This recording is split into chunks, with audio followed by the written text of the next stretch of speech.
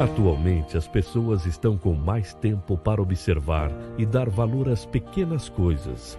Estão mais atentas aos detalhes. Por exemplo, o que torna possível o simples ato de lavar as mãos.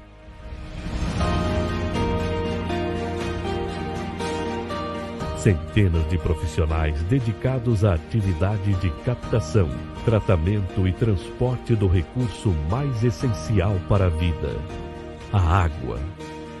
Quilômetros de tubos que atravessam cidades, estados e países da América Latina, para garantir condições dignas à vida de milhões de habitantes. Nós não podemos parar. Somos a Saint-Gobain Canalização. Trabalhamos com responsabilidade e segurança pela proteção da saúde dos nossos funcionários e das comunidades onde estamos presentes há mais de 80 anos. E assim nos manteremos firmes, com o mesmo propósito: levar água ao alcance de todos. Saint-Gobain Canalização, o caminho seguro das águas.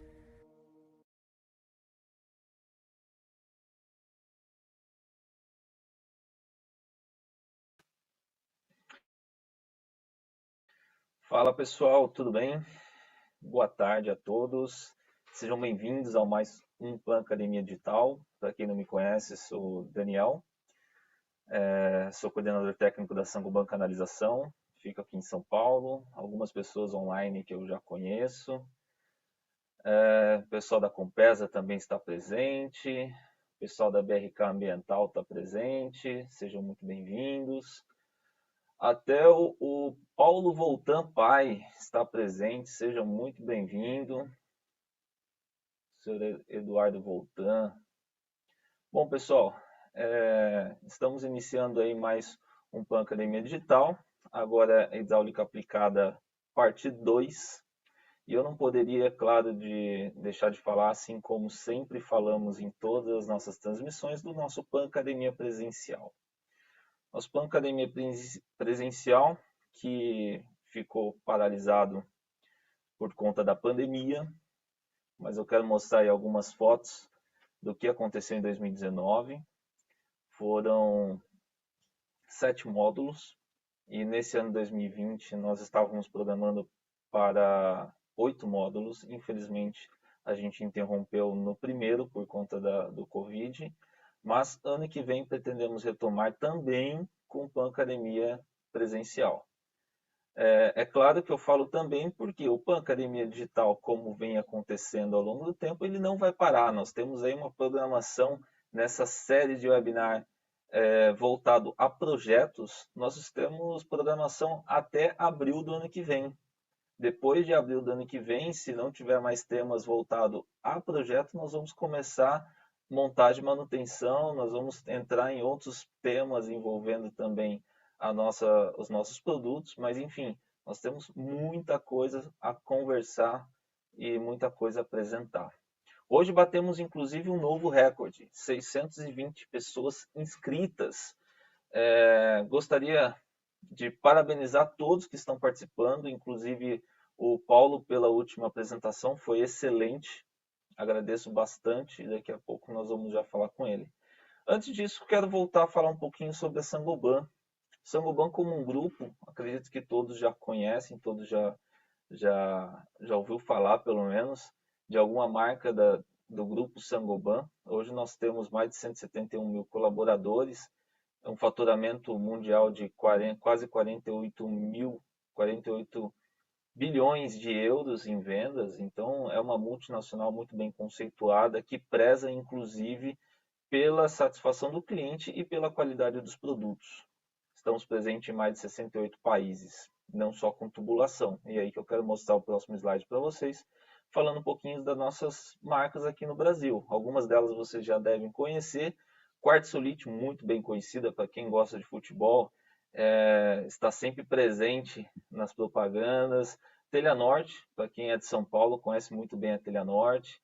As telhas Brasilite, O Brasil inteiro utiliza as telhas Brasilit, tenho certeza que vocês já conhecem.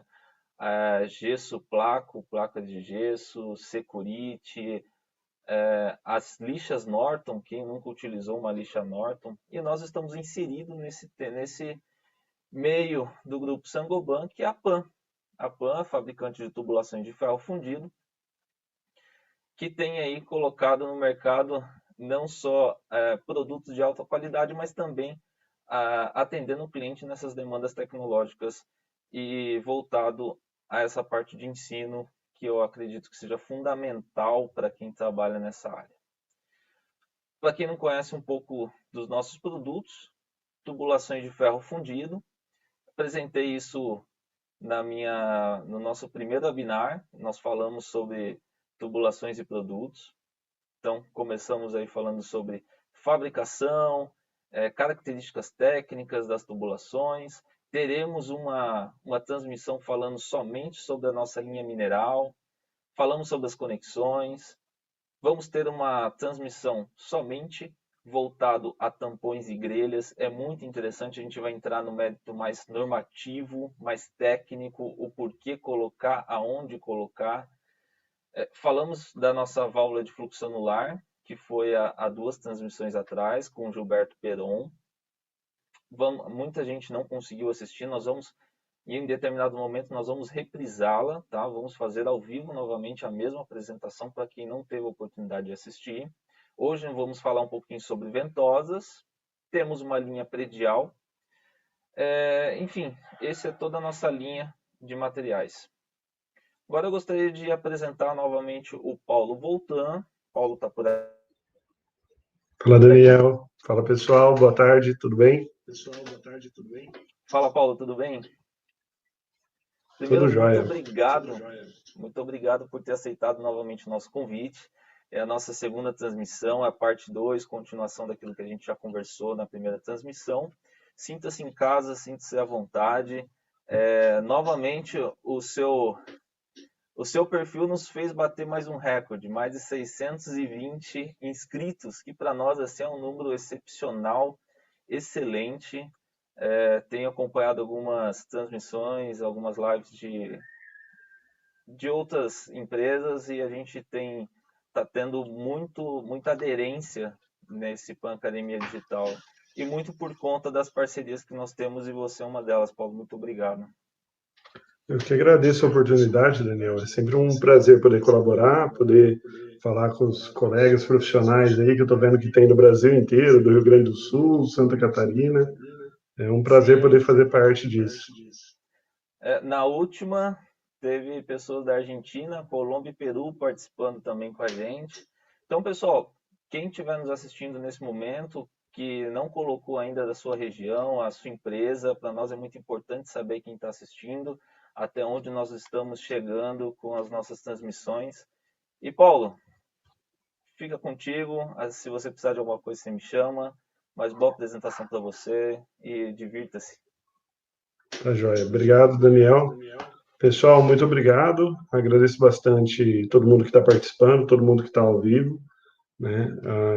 A Saint-Gobain tem esse histórico de não só ser a maior fabricante de tubos de ferro fundido no Brasil, né, mas também de promover, né, de ter o PAN Academia e promover, né, a qualificação técnica dos projetistas, né? Então a gente aprende um pouco mais sobre os produtos, as aplicações, vantagens e desvantagens. E hoje a gente está aqui mais uma vez para falar disso, né? Então, entender um pouquinho melhor. Vou recapitular a aula passada, para quem está presente hoje e não esteve presente, eu vou falar bem rapidinho sobre equacionamento, né, as fórmulas utilizadas na parte da hidráulica.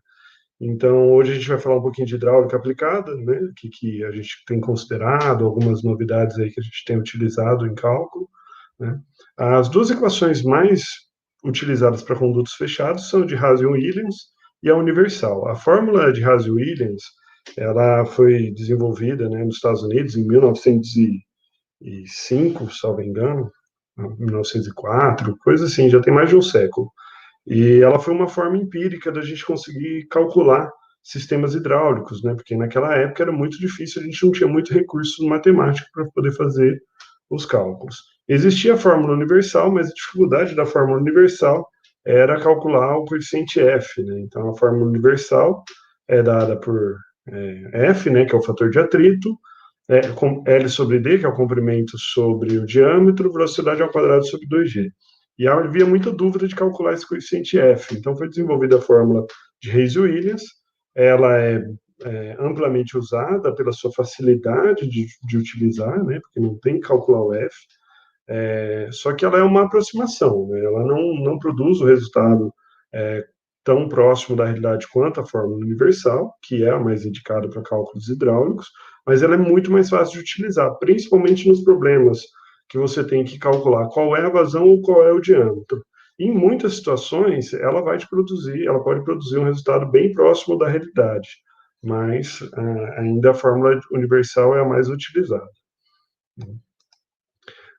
O coeficiente F, né, então ele foi proposto por Cullingbrook e White, isso daqui foi na década de 30, né, um equacionamento, que ele é bem difícil de utilizar, porque o coeficiente F está dos dois lados da equação, e quando isso acontece, isso acaba sendo bastante complicado da gente calcular, né, então ela dá um pouquinho de trabalho, e ela só é válida para escoamento turbulento, né, ou de transição, e em 92, Swamin James produziu uma fórmula que aí vale para todos os regimes, né? Mas é uma fórmula extremamente grande. Hoje em dia, o Excel é mais fácil de utilizar, mas quando você tem problemas de calcular qual é o diâmetro ou qual é a vazão, né, você tem que necessariamente fazer um processo que a gente chama na engenharia de tentativa e erro, né? Então, você tem que ir fazendo várias iterações. E, nesse sentido, a fórmula de Reis-Williams, às vezes, já dá um resultado mais próximo, principalmente para você começar. O que é o recomendável, pessoal? Na última aula teve muita dúvida. Pode utilizar a fórmula de Reis-Williams? Pode, sem problema nenhum. Né? Para diâmetros, ela é válida para diâmetros acima de 4 polegadas. E você pode utilizar, às vezes, até para diâmetros menores, mas checa depois com a fórmula universal, né, se está dando mais ou menos o mesmo resultado. Eu acho que esse é o processo mais seguro para a engenharia. Então, os livros mais antigos, eles vinham trazendo, né, que ferro fundido novo, o coeficiente C era 130 e o usado era de 90 a 100. Ele trazia aqui que o ferro fundido novo, a espessura, né, a rugosidade média em milímetros, perdão, era de 0,26 a 1 milímetro, né, e mais antigo vai ficando mais rugoso, né, e concreto centrifugado 0,07 milímetros. Os tubos de ferro fundido hoje, eles são, né, hoje não, já há bastante tempo, são revestidos com argamassa centrifugada. E a gente nota que eles acabam ficando muito mais lisos do que esses valores que estão nos livros. Né? Tem um trabalho grande que a gente vai falar sobre a DIPRA. Né? A DIPRA é sucessora da CIPRA, que é uma associação americana de projetos, né, em tubulações de ferro fundido. E eles produzem vários materiais, um deles é um artigo que a gente vai compartilhar com vocês, para vocês terem em posse, sugerindo que o valor de C, de Reis-Williams para projeto de ferro fundido cinzento utilizado ou não, né, com alguns anos de uso ou não, é de 140, né? E a gente vai discutir por quê. A recomendação da própria Saint-Gobain é utilizar a rugosidade de 0,10 milímetros, quer dizer, 10 vezes quase menor, né, ou 3 vezes menor do que estava sugerindo nos livros, e o coeficiente C de Reis-Williams de 140. Por quê? Isso aqui é medido, né, em campo, de acordo com os materiais que eles têm lá, nos ensaios, nos pré-testes, e tem dado rugosidades menor que 0,10 milímetros. Então, 0,10 milímetros já é uma rugosidade relativamente conservadora. Então, na aula passada, eu fiz um exemplo mostrando, né, como que se calcula com a fórmula universal, com a rugosidade de 0,1, que é recomendada pela Saint-Gobain, e com a rugosidade de 0,26, que é recomendada pelos livros, e com a rugosidade de 1. E mostrando, né, no diagrama de Moody, aqui a gente tem o F em função do Reynolds, né, e em função da rugosidade, o que acontece, né? Então, se a gente utilizar 0,1 milímetros, corresponde a um F de 0,013 e um C de 145, para esse exemplo que eu utilizei. Né?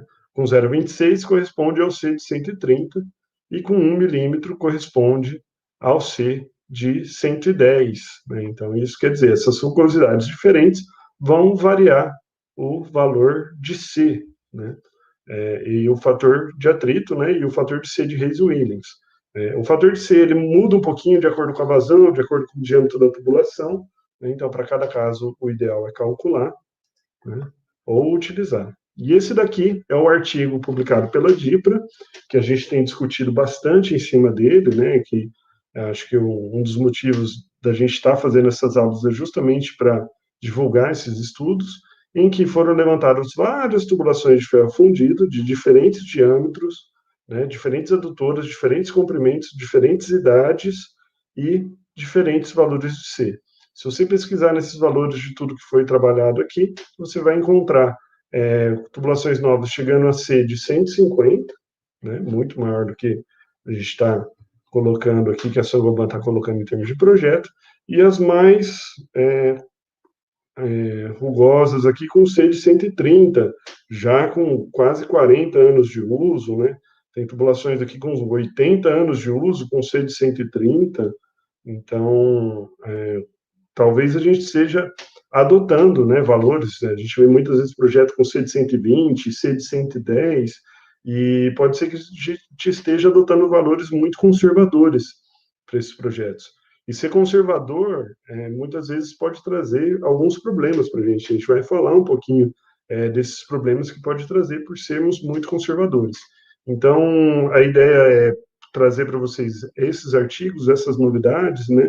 Trazer para vocês essas experiências, para que vocês também possam pensar um pouquinho mais. Então, na aula passada, a gente falou bastante do C, né? Que chega próximo dos tubos plásticos, né? Esse aqui é um outro artigo da WWA, um artigo de 74, né? Que várias tubulações aqui de diferentes diâmetros, né? Diferentes anos de instalação, foi medido C com diferentes anos de uso, e aí os Cs todos para cima de 130, né? Então, chegando a quase 150, 148, e o menor 134. Né? E então, rugosidades aí, né? Também ainda a ordem de menor que 0,1 ou da ordem de 0,16 no máximo. Segundo a Saint-Gobain, essa é a informação do catálogo aqui da Saint-Gobain, a rugosidade de um tubo só, né, só da argamassa de um tubo dela centrifugada do processo de fabricação deles é 0,03. Levando em consideração que tem ponta e bolsa, né, então vai criar uma rugosidade média ao longo de uma adutora, eles propõem que a gente trabalhe com valor de 0,1, né, mas provavelmente esse valor ainda é bastante já conservador, perto do que a gente vai encontrar na prática no início de plano. E isso eu tenho encontrado, é uma dúvida que eu sempre tive, sempre conversei bastante com o Daniel. Às vezes a gente mediu algumas adutoras, algumas tubulações, e começamos a entender que realmente tinha algumas diferenças. Uma das maiores diferenças que tem, que é importante a gente saber, é o diâmetro interno. Né? Quando a gente trabalha com tubulações, então, encerrei o que eu tinha para falar da aula passada, né? Já vamos entrar no assunto dessa aula. Então, além do coeficiente de rugosidade, que a gente tem que tomar um certo cuidado de escolher, a gente tem que também saber fazer o cálculo com base no diâmetro interno, porque senão a gente pode ter uma flutuação de resultados aí, resultados que podem divergir da realidade. Por quê? Principalmente quando a gente está trabalhando com materiais diferentes. A gente é muito acostumado no Brasil de trabalhar com diâmetros nominais, né? Então, a gente tem diâmetros... no Brasil, a gente trabalha com milímetros, né? Então, a gente fala diâmetro de 100 milímetros, 200 milímetros, 900 milímetros, né? Como diâmetro nominal. Por que diâmetro nominal? Porque cada tubulação, cada material vai resultar num diâmetro externo ou diâmetro interno diferente. Isso tem a ver também com a parede dessa tubulação. Então, o diâmetro, se a gente isolar o diâmetro na fórmula universal e na equação de Reis-Williams, ele está dividindo, né? Então, a perda de carga é inversamente proporcional ao diâmetro elevado à quinta potência. Então, pequenas diferenças no diâmetro, né? Ele pode dar diferentes valores de perda de carga. E elevado à quinta potência, essa diferença é ampliada bastante, né? Então, quando a gente fala um diâmetro de 100 milímetros, né, se ele for 101 milímetros, pode parecer uma diferença pequena, mas a gente levando isso à quinta potência, pode começar a dar resultados um pouco diferentes. E isso pode explicar muitas vezes o que acontece na prática, né? Já tive calibrando algumas adutoras novas e os resultados não batiam com os resultados de literatura, e uma das diferenças foi exatamente essa: utilizar o diâmetro interno das tubulações. Então, você pegar, por exemplo, o tubo de ferro fundido classe K7, esse aqui é o ponto em bolsa, né? Ele começa com o diâmetro de 150 milímetros, que são 6 polegadas, né? Para tubos de 4 polegadas ou 3 polegadas, eles já são classe K9, que a gente vai ver daqui a pouco, né? Então, o diâmetro externo desses tubos, se você olhar no catálogo da Saint-Gobain, ele é de 170 milímetros, né? Por exemplo, de 6 polegadas. O tubo de 40 polegadas de 1.000 milímetros nominal, ele tem um diâmetro externo de 1.048. Né? Se você pegar aqui a espessura nominal, que seria a espessura média da tubulação, por assim dizer, né? Você tem determinados valores, né? Por exemplo, de 6 polegadas, a espessura nominal é 5,2, e a espessura mínima, né? Que é um controle de qualidade. Qual é a espessura mínima admissível naquele tubo para resistir todas as pressões de catálogo? É 3,75. Não sei se vocês estavam presentes aqui na aula do Daniel, se todo mundo participou. É uma aula bem legal que ele mostra como são fabricados esses tubos, né, de ferro fundido. Eu não sou o maior especialista, mas o Daniel, acho que ele pode entrar aí até para falar um pouquinho disso. Mas esses tubos são feitos por centrifugação, né? Então, tem um equipamento, né, Daniel? Eu sei que é o cara aí do processo, eu vou falar bobagem aqui, se não deixar. Daniel, acho que está no mudo. Sim, o processo de fabricação é pelo método de centrifugação. É interessante que normalmente as pessoas entendem como a espessura nominal como a espessura mínima, né? E já houve casos da pessoa ir lá medir a espessura e falar, poxa, o tubo de 500 não está com 7, está com 6,7. Mas veja que a normativamente, você tem uma tolerância para a espessura mínima. Então, aí você colocou uma coluna da espessura mínima e o que você pode encontrar na tubulação após o fornecimento. O controle, como você disse, de qualidade, de acordo com a norma 7675, ele é um controle de massa. Então, se você olhar, você vai ver que você pesando a tubulação, de acordo com o diâmetro, de acordo com a espessura, você vai ter a massa dele. E é dessa forma que é feito o controle, além do controle de ultrassom.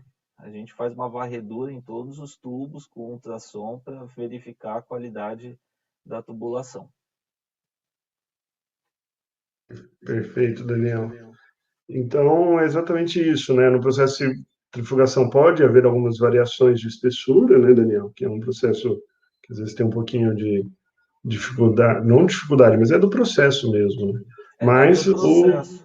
É bom você até falar sobre o assunto, porque também, volto a dizer, em alguns casos há questionamento em relação a isso. Se você pegar a tubulação próximo da bolsa, ela tem uma quantidade de metal muito maior. Então, isso é inerente ao processo de fabricação. Perfeito.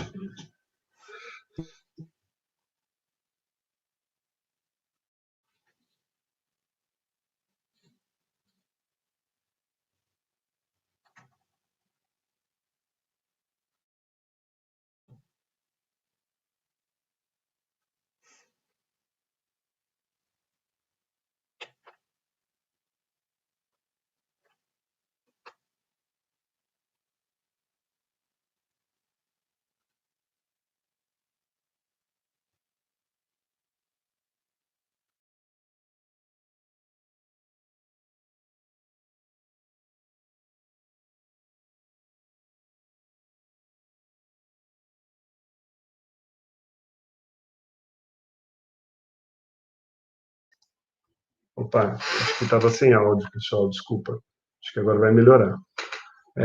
Então, peço desculpa aí de novo. Obrigado quem avisou aí no chat. Então, a tubulação aqui, que tem 150 milímetros de diâmetro, ela tem 170 milímetros de diâmetro externo.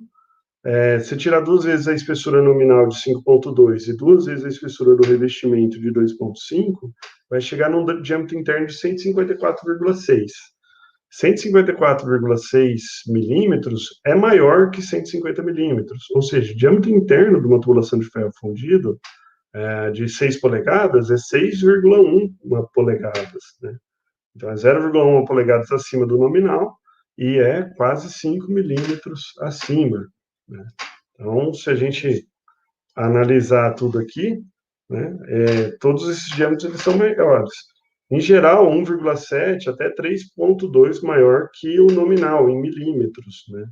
Mas essa diferença elevada à quinta potência, nós temos aí resultados aí de perda de carga de 8,7 a 17% menor do que se a gente fizer a conta com o diâmetro nominal. Isso dá uma grande diferença nos resultados, pessoal. Então, nossos cálculos, se a gente não levar isso em consideração, vai dar uma grande diferença. Peço perdão aqui. Agora foi. Para os tubos K9, aí, então, de 3, 4 polegadas para frente, ele tem o mesmo diâmetro interno dos tubos de classe K7, porque é o mesmo equipamento que fabrica. A espessura nominal e a espessura mínima dele é maior, né? O revestimento tem a mesma espessura também, variando de acordo com o diâmetro, resultando em outros diâmetros internos. Então, quando vocês forem fazer os cálculos, o recomendado é trabalhar realmente com o diâmetro interno da tubulação, que nesse caso, especificamente desse material do ferro fundido, o diâmetro interno sempre vai ser maior do que o diâmetro nominal em milímetros. Então, indo na prática, uma adutora, né, ligando 2 reservatórios, eles estão distantes a 20 quilômetros, um desnível de 70 metros, então lembrar um pouquinho da faculdade, né? Cenário A, a gente trabalhar com o diâmetro interno real de 509 milímetros e o coeficiente C de 140, né, ou espessura não, rugosidade 0,1 milímetros, né? E um cenário B, utilizando o diâmetro de 500 milímetros e o coeficiente C de 130. O cenário B é o que nós estamos acostumados a calcular, e o cenário A é a recomendação, né, ou pelo menos a discussão que nós estamos fazendo com base na aula passada e nessa aula. Se a gente utilizar aqui a conta, fizer na fórmula de Reis-Williams, no cenário A, a vazão resultante desse sisteminha vai dar 310 litros por segundo. Se a gente fizer pela fórmula universal, a gente vai chegar lá, calcular o coeficiente F e tudo mais, vai chegar a 311 litros por segundo. Quer dizer, nesse caso, tanto o Reis-Williams como o universal deu um resultado muito próximo, né? Os dois estão bem próximos do resultado. Ao passo que o cenário B, se a gente utilizar o diâmetro nominal de 500 milímetros e fizer a conta com 500 milímetros e com C de 130, vai resultar uma vazão de 275 litros por segundo, né? Uma vazão de 275 litros por segundo é muito menor que uma vazão de 300 litros por segundo, né? Então, só lembrando, uma diferença de 13%, né? E a equação, essa daqui é a equação de Reis-Williams isolando a vazão, né, que é a equação para vocês utilizarem o cálculo. Depois vocês vão receber esse material, eu peço que refaçam essas contas. Se você encontrar algo diferente, converse com a gente, mas não é para estar. O diâmetro, como ele está elevado à quinta potência, ele tem uma influência muito maior, inclusive, que o C, né? Que o C está elevado a menos que a segunda potência, né? Então, essa diferença de diâmetro, embora possa parecer pequena, ela dá uma diferença grande de resultado. Somando os dois fatores, dá uma diferença de 13%. E vazão a mais nem sempre é uma boa coisa, né? Vocês vão ver já tiveram a aula do fluxo anular, né, sobre captação, as válvulas de controle, né?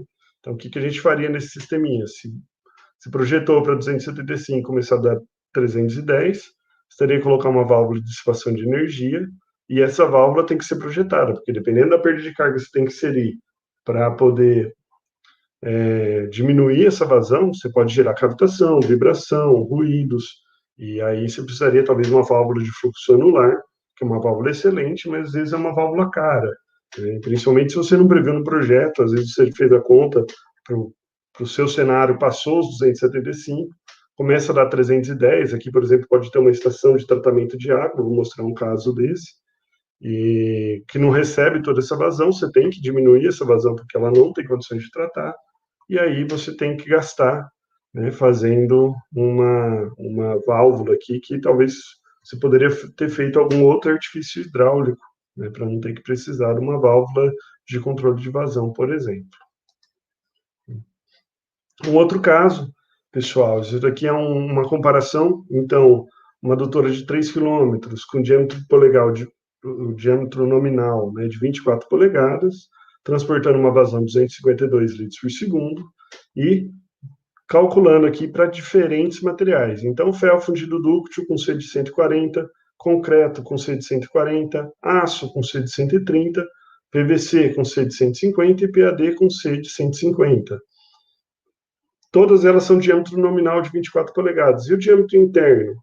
A tubulação de ferro fundido tem 24,04, né, a tubulação K7, né, dá 610,6 milímetros interno. A tubulação de concreto, internamente, tem 24 polegadas, né, 606. A de aço, 23,5, quer dizer, ela é de 24 polegadas, no caso do aço, 24 polegadas é o diâmetro externo, mas internamente ela tem que descontar a espessura, né, e aí acaba reduzindo o diâmetro, né, o diâmetro interno fica abaixo de 600 milímetros. O PVC, o DFOFO, né, que é o diâmetro externo de ferro fundido, ele tem o mesmo diâmetro externo que a tubulação de ferro fundido, mas o diâmetro interno, né, se você descontar a espessura da parede, que a parede dele é muito mais espessa, é 22,76. Mesmo ele tendo o coeficiente C maior do que o de ferro fundido, por conta da diferença do diâmetro interno, a perda de carga é significativamente maior nesse exemplo que a gente está dando. E o PAD, com o C de 150, ele é muito mais espesso, então o diâmetro interno dele dá 20 polegadas, né, quase 3 polegadas a menos que o nominal, e a diferença de perda de carga é bastante grande. Então você vê que as outras tubulações, embora tenha outros valores de C, por conta do diâmetro interno, que tem uma influência muito maior do que o C em si, né, pode resultar diferenças muito grandes. E você ter menos perda de carga, aquilo que eu te disse, nem sempre é uma boa coisa. Isso aqui é um caso prático, né, de uma adutora que vem por gravidade, né, ela vem por gravidade, essa aqui é a entrada numa estação de tratamento de água, são 2 tubulações. Aqui estava prevista a instalação de válvula de fluxo anular, né, ela foi instalada depois dessa visita que a gente fez lá, né, mas até então essa válvula não tinha sido instalada, e a perda de carga, porque a ETA não comportava toda a vazão, né, que vinha para essa adutora por gravidade, que resultou muito maior que a vazão de projeto, tinha que dissipar na válvula. E para dissipar na válvula causava cavitação, causava ruído, e foi bem, bem complicado. Tinha placas com orifício também para tentar tirar, mas mesmo assim continuou cavitando. E aqui teve que colocar uma válvula de fluxo anular, né.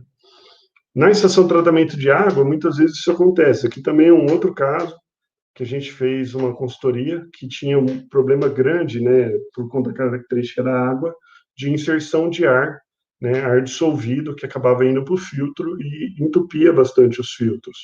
Então, a gente viu que o ar estava sendo causado porque o coeficiente C utilizado no projeto foi de 110. E o coeficiente C medido em campo foi quase 150, era 148 da tubulação nova, né? Então a gente teve que colocar uma válvula para colocar a perda de carga, ela não tinha essa previsão de controle.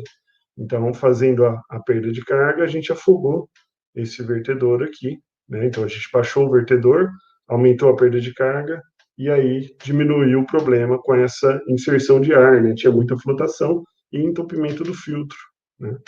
A mesma coisa nos filtros, né? Os filtros no início de operação, eles estavam com essa queda de água muito grande, chegava a revolver o meio filtrante, né, e também causava problemas de entupimento por ar, porque sim, o ar entope, né, não só as tubulações, mas o material filtrante muitas vezes também, dependendo das características da água, e a gente teve que colocar uma válvula para dissipar energia aí para poder manter um nível mínimo dos filtros aqui próximo ou levemente superior às cargas. Então, perda de carga baixa nem sempre é sinal de economia, né? Pode ser sinal de problemas, dependendo aí de você estar trabalhando numa estação de tratamento de água. Trazer um outro estudo para vocês, pessoal, sobre comparação. Então, duas tubulações, um ferro fundido cassete DN900 e um aço DN900 também, né? DN 36 polegadas, né? A tubulação de aço a gente fala em polegadas. Com espessura, né? Opa, tá faltando um S na espessura aqui, até peço perdão para vocês, eu vou até arrumar. Com espessura de 6,35 milímetros, né? Então, a tubulação de ferro fundido de aço, ela tem o diâmetro externo de 36 polegadas, que é 914,4 milímetros, tem duas paredes de 6,35 milímetros, isso resulta no diâmetro interno de 905,6 milímetros. Né?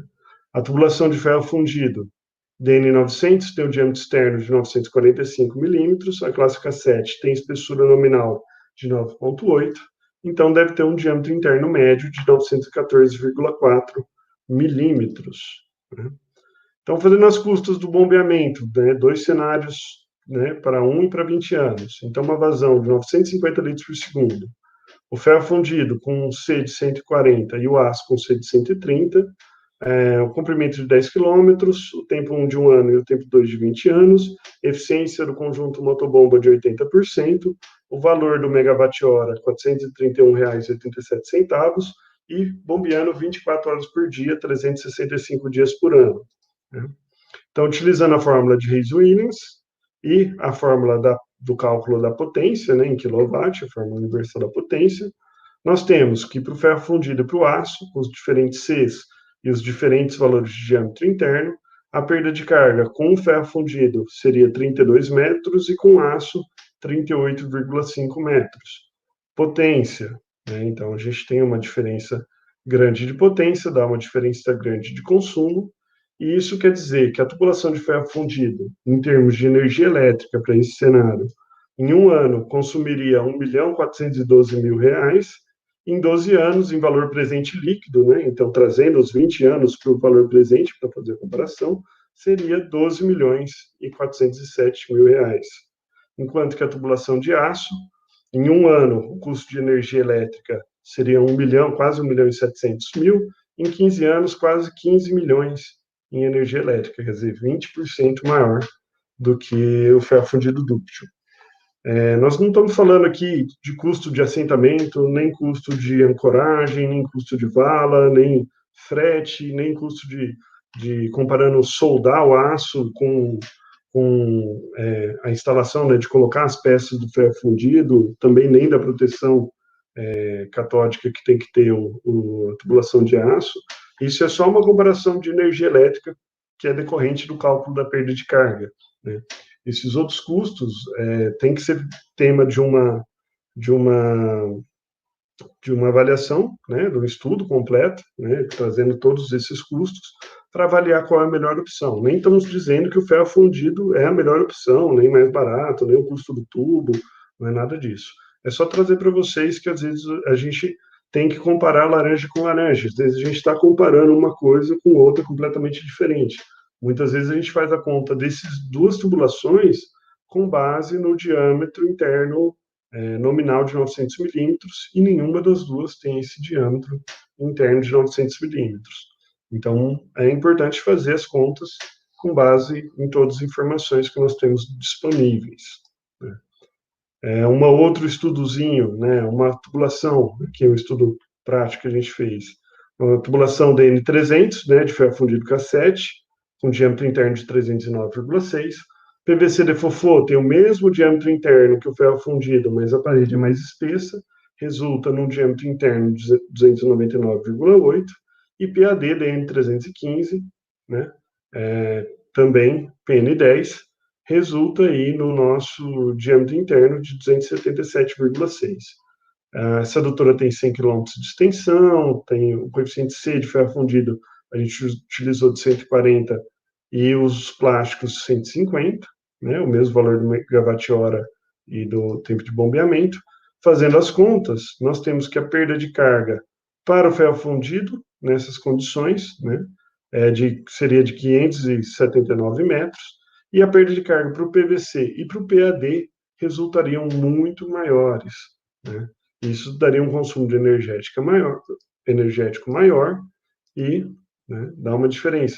Você vê que o consumo energético, no caso do tubo de PVC, ele é mais liso, mas como o diâmetro é menor, é ligeiramente maior, né? Isso aqui é um custo anual, né, no tempo de 1 ano de operação, do que o custo de uma tubulação de ferro fundido. E do PAD, provavelmente teria que escolher um diâmetro bem maior, né? Talvez 350, o próximo diâmetro comercial, para poder trabalhar aí esse problema que aqui fica, né, muito mais caro. Então, às vezes, a tubulação é mais barata, você vê que nesse caso os preços são próximos, mas tem que levar em consideração esses fatores, né? O diâmetro interno, o consumo de energia, quando forem fazer estudos comparativos. Pessoal, outras coisas que ocorrem, né? Então, às vezes, na prática, né? Isso a gente está falando de adutoras, né? Que podem ocorrer, que às vezes você tem uma adutora, principalmente de água bruta, que ela tem um C muito baixo, pode estar ocorrendo duas coisas que podem ser falhas de projeto, né? A primeira é retenção de ar. Então, ar na adutora é um negócio ruim, que é ar entope, ele pode diminuir esse diâmetro da tubulação, né? Porque vai ficar uma bolha de ar ocupando uma parte da seção, tanto o ar do enchimento, quanto o ar que pode ser arrastado durante o bombeamento. Pode ter também depósitos de materiais, né? Principalmente nas adutoras de água bruta, que esse material, às vezes uma areia, uma argila, algum material que venha um sólido suspenso, que ele deposita na sua adutora, e isso pode estar reduzindo o seu diâmetro útil, né? Por conta disso, a gente tem que tomar alguns cuidados no projeto. O primeiro deles é colocar ventosas para expulsão de ar, né? Então, tem alguém falando que não conseguiu ver os números, acho que é o Albuquerque, e sim, o Albuquerque tem maior perda de carga os tubos de PAD. Depois a gente vai compartilhar essa apresentação, não sei que plataforma que você está, se você está vendo direto do celular, mas depois você vai ter acesso a esses valores, né? Voltando a falar de ventosa, pessoal, a ventosa tem que ser pelo menos 1/12 avos do diâmetro da linha da tubulação, ela serve para tirar o ar, né? Então, recomenda-se também evitar trecho plano, né? Então, tentar fazer trechos com subida e descida para poder ter acúmulos de ar nos pontos altos, né? Então, você favorecer o acúmulo de ar numa determinada região e colocar a ventosa nessa região, mais ou menos nessa configuração. Então, em trechos certos, procurar fazer trechos em declive, depois um aclive acentuado, para você poder colocar a ventosa, né? Nunca instalar a tubulação completamente reta. Isso favorece que o ar fique acumulado na região que está instalada a ventosa e esse ar seja expulso. Por que tem que expulsar o ar? Porque a ventosa, né, pode causar restrição de seção, o ar, né, na tubulação, perdão, a falta de ventosa pode levar a um entupimento da tubulação por ar, né, que restringe a seção, diminui o diâmetro efetivo do escoamento, né, aumenta a perda de carga localizada por essa obstrução, pode causar sobrepressões, porque você começa a ter um escoamento de dois fluidos diferentes, né, um compressível e um incompressível, e isso, principalmente com transientes hidráulicos, pode dar muitos problemas, né? Então, o ideal é ter a ventosa para tirar o ar, para não ter esse problema, e também pode ter desgaste precoce da tubulação, erosão. Isso aqui é a seção de um tubo, né, em que tinha escoamento de ar na parte superior, e dá para ver, né, era uma tubulação bem linear, e dá para ver que teve uma corrosão bem aumentada, né, significativa, em cima, né, que formava uma bolha de ar, dá para ver a linha d'água, né, e essa bolha de ar passando por cima do tubo, acontecia uma abrasão ali e causou um desgaste acelerado, né? Então, isso é importante a gente tomar cuidado aqui como instalar as ventosas, né? Então, existem ventosas simples, né, só para expulsão de ar, e tem as tríplice funções, que elas, além de expulsar o ar, ela admite o ar durante o esvaziamento da linha, ou muitas vezes em casos de transientes hidráulicos, e também ela pode expelir o ar que está com a adutora em funcionamento, não só no enchimento da adutora, mas com a adutora também em funcionamento, aos pouquinhos vai expulsando esse ar. Outra coisa que a gente tem que tomar cuidado é a ausência de descargas, né? A gente sempre tem que ter descarga na adutora, né? Para aí mais ou menos 1/6 do diâmetro nominal, para poder, se vier depositar algum material, então todos os pontos baixos a gente tem que colocar uma descarga, porque senão vai depositando esse material, vai reduzir sua seção, e aí você vai calcular o C vai dar baixo, você pode achar que é algum problema com a rugosidade da tubulação, e às vezes é um entupimento, né? Algo que está acontecendo ali. Né? É importante também no projeto das tubulações colocar registros de parada, né? Para interromper o fluxo de água e dar acesso de manutenção. Então, só no sisteminha, né, só para a gente ter uma ideia de um reservatório, uma adutora, então os pontos altos, pontos de mudança de declividade, a gente tem que colocar ventosa, os pontos baixos tem que colocar descarga, para não dar uma boa manutenção na tubulação. Pessoal, o que eu tinha a falar para vocês era isso. Eu não sei se tem alguma dúvida, se alguém mandou alguma dúvida no chat, né? Daniel, você está aí? Estou aqui. Obrigado pela apresentação, excelente conteúdo. Gostei bastante do comparativo, inclusive. Às vezes falta um pouquinho de visão de comparação, né? Comparar um tubo plástico com um tubo de ferro, um tubo de aço, não é uma comparação certa de se fazer. Tem que levar em consideração custo de bombeamento, assentamento. Nós vamos ter, inclusive, Paulo, estou preparando um material para apresentar de CAPEX. Isso. Então vai ser uma apresentação somente de CAPEX, onde nós vamos poder desenvolver não só a parte de custo operacional, mas também custo de assentamento. Existe uma variação muito grande de assentamento entre materiais que tem que ser levado em consideração. Daniel, e também tem que considerar também os custos de fazer bloco de ancoragem. Então, quando você tem uma tubulação de ferro fundido, você pode usar uma GTI ou uma GTE, né, e eliminar alguns blocos, isso pode dar uma vantagem muito grande, ou assentar alguns trechos aéreos, né, que às vezes facilita bastante, né, o que você não pode, por exemplo, um tubo de PAD não tem como, né, você teria que fazer uma estrutura para suportar. Tem travessias, facilidade de manutenção, às vezes o cara já tem algumas peças, né, de reposição, para dar manutenção nessa adutora, fica muito mais fácil trabalhar com o material que ele já tem. E, evidentemente, levar custos de assentamento, vala, energia elétrica, colocar tudo na tabela e fazer a comparação final. Não estamos dizendo que o tubo de ferro fundido é o mais vantajoso em todos os casos, mas a comparação tem que ser feita corretamente. Longe disso, exatamente. Você falou em questão de manutenção, gostei bastante também do detalhe que você colocou da ventosa com registro gaveta. É importante ter aquele registro gaveta justamente por conta da manutenção, e a descarga também vale a pena você investir nesse registro, até porque ela ficaria aberta. Mas na descarga eu gostaria até de fazer uma descrição que parece muito óbvia para quem trabalha, mas eu já vi casos reais em obras, a descarga está com virado... a ventosa está virada de cabeça para baixo, como se fosse uma saída de descarga. Então, a ventosa ela perde qualquer função dela. Então, é importante de que a ventosa esteja na diretriz superior do tubo. Temos duas perguntas, Paulo. A primeira, do Ed Lincoln. O PAD tem maior perda de carga? Então, Ed Lincoln, não exatamente que o PAD tem maior perda de carga.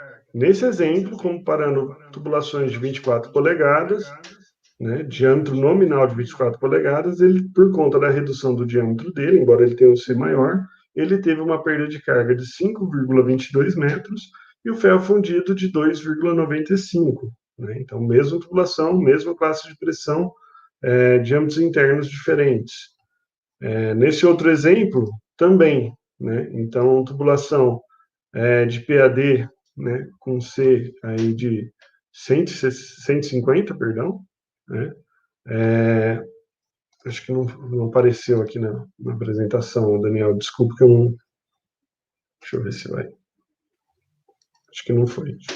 Mas no slide estava mostrando também que que para o DN de 300 milímetros, né, tubulação DN de 300 milímetros, o PAD com diâmetro nominal de 315 milímetros, PN10, tinha um diâmetro interno de 277,6 milímetros, ao contrário do ferro fundido, que tinha um diâmetro interno de 309,6. Embora tenha um coeficiente C maior do que o de ferro fundido, ele deu bem mais perda de carga, quase 50% a mais. Então, por isso que deu essa diferença muito grande, essa perda de carga. Nesse estudo que foi feito, foi maior. Talvez o mais correto nesse caso seria trabalhar aí com um diâmetro diferente, né, maior do PAD.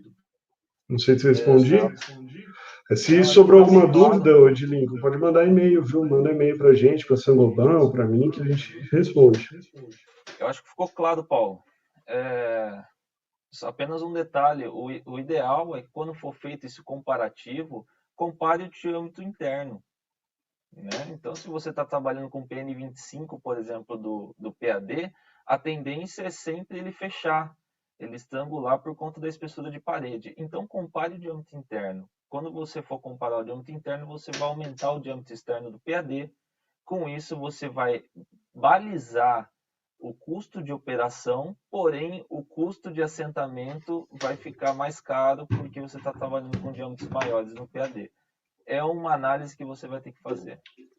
E tem uma preparação do leito também, né? Depende do solo, dependendo do tipo de solo pode dar diferente o resultado. Exato, exatamente.